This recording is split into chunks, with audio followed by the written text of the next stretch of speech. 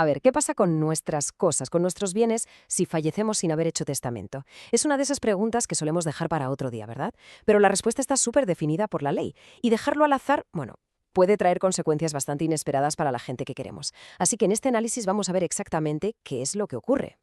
Y ojo, que no es una situación tan rara, ¿eh? Las estadísticas son muy claras. Casi un 40% de los españoles fallece sin haber hecho testamento. Esto quiere decir que en casi la mitad de los casos no es la persona quien decide el futuro de su patrimonio, es la ley la que acaba decidiendo por ellos. Entonces, la pregunta del millón es, si no hay testamento, ¿quién hereda? ¿Se lo lleva todo la pareja? ¿Va para los hijos? ¿O cómo se reparte el pastel? Pues la respuesta, ya os lo adelanto, no siempre es la que uno se imagina. Cuando alguien fallece sin un testamento válido, se pone en marcha un proceso legal con un nombre un poco técnico, sucesión intestada o ab intestato. Dicho en cristiano, es el procedimiento que sigue la ley, a través del Código Civil, para decidir quiénes son los herederos y en qué orden van a recibir los bienes. Es, en resumen, el plan B que el Estado tiene guardado en un cajón por si nosotros no hemos dejado nuestro propio plan A.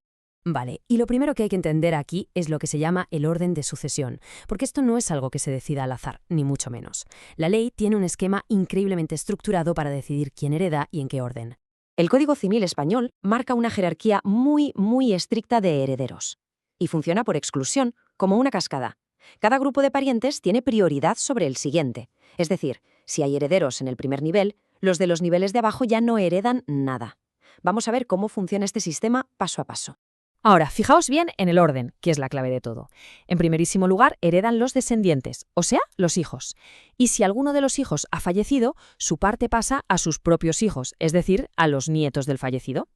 Si no hay descendientes, la herencia sube hacia los ascendientes, primero los padres y, si no están, los abuelos. Que tampoco haya ascendientes, entonces el heredero es el cónyuge viudo. Y solo después de todos ellos, la ley empieza a buscar por los lados, a los parientes colaterales, primero hermanos y sobrinos y luego tíos y primos hasta el cuarto grado. Y ya en el caso más extremo de que no haya absolutamente nadie, el heredero final es el Estado. Y esto que acabamos de ver nos lleva directamente a una de las distinciones más importantes y que más confusión y problemas genera, la diferencia abismal de derechos que hay entre un cónyuge casado y una pareja de hecho. Mucha gente da por hecho que si fallece una persona casada y sin testamento, el cónyuge que sobrevive se lo lleva todo automáticamente. Pero, cuidado. La realidad, según el derecho común que se aplica en la mayor parte de España, es bastante más compleja. La ley le da un derecho muy concreto, sí, pero no necesariamente la propiedad de todos los bienes. Ese derecho del que hablamos se llama usufructo, el usufructo viudal para ser exactos. ¿Y qué es esto? Pues es el derecho a usar y disfrutar de los bienes de la herencia para toda la vida, pero sin ser el dueño. Por ejemplo, el cónyuge puede seguir viviendo en la casa familiar o recibir el dinero de un alquiler, pero no puede vender esa casa. La propiedad real, lo que se llama la nuda propiedad, pertenece a otros herederos, que normalmente son los hijos. Es una diferencia fundamental. Una cosa es el uso y otra muy distinta la propiedad. Y la parte de la herencia que recibe el cónyuge en usufructo no siempre es la misma, varía. Si hay hijos o descendientes, tiene derecho al usufructo de 1/3 de la herencia.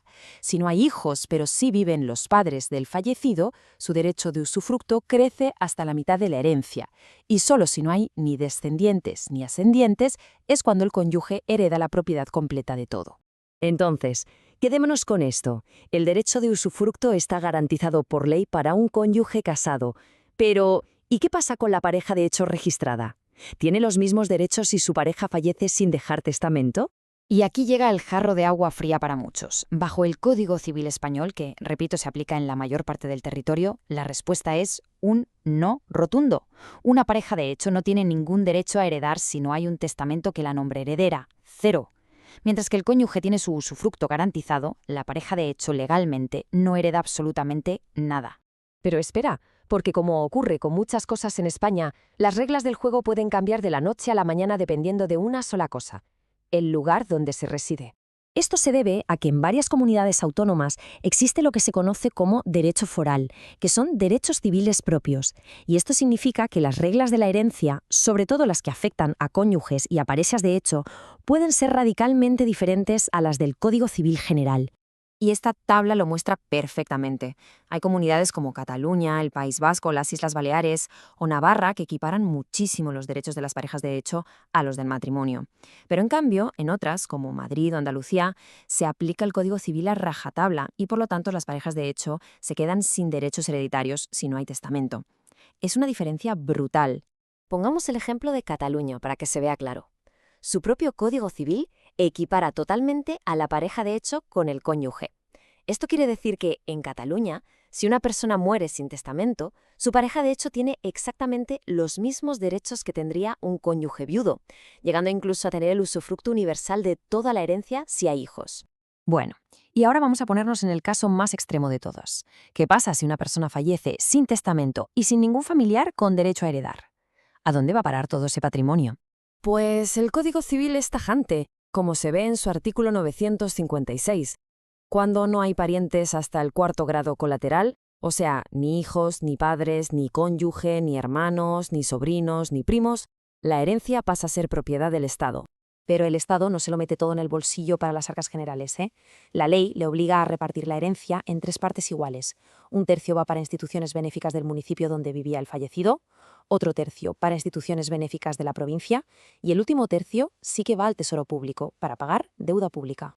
El tema es que la Administración no siempre se entera de que existen estas herencias sin herederos, que se conocen como herencias vacantes. Y por eso, la ley tiene un incentivo bastante llamativo para que cualquier persona informe si conoce un caso. Pues sí, un 10%. Cualquier persona que le comunique a la Administración que existe una herencia sin dueños conocidos tiene derecho a un premio, el 10% del valor de los bienes que el Estado se acabe quedando gracias a esa información. Un incentivo bastante potente para la colaboración ciudadana, desde luego. En fin, todo lo que hemos visto es el plan B, el que la ley aplica por defecto cuando no hay nada más. Pero hay una forma increíblemente sencilla de evitar todo este lío y de tomar el control de la situación. A ver, el plan de la ley es una red de seguridad, sí, pero es un plan genérico, un traje de talla única que puede que no coincida para nada con lo que una persona querría, sobre todo si se trata de una pareja de hecho. La única herramienta para garantizar que el patrimonio se reparta como uno quiere es hacer un testamento. Es un trámite simple, barato y que da una tranquilidad y una seguridad jurídica que no tiene precio. Y con esto llegamos al final de nuestro análisis. La pregunta que queda en el aire es bastante directa. ¿Este plan que tiene la ley por defecto, de verdad coincide con los últimos deseos que uno tendría para su patrimonio y para sus seres queridos? La reflexión sobre esta pregunta es, quizá, el primer paso y el más fundamental de todos.